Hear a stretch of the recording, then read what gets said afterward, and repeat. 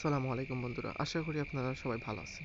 আজকে আমি একটা জিনিস দেখানোর জন্য বা আসলে এটা শোনার এবং ফিল করার জন্য আমি নিয়ে এসেছি। আসলে ছোটোবেলায় যারা আমরা গ্রামের বাড়িতে বেড়াতে যেতেন, বিশেষ করে শহরের মানুষদের বলছি, আপনারা এই সাউন্ড বা এই শব্দ সম্পর্কে আপনারা অবগত আছেন। আজকে এই জিনিসটা আপনাদেরকে এখন শোনাবো। আশা করি আপনারা পরিচিত আছেন এই সাউন্ডের সাথে। চলুন, এই দেখুন।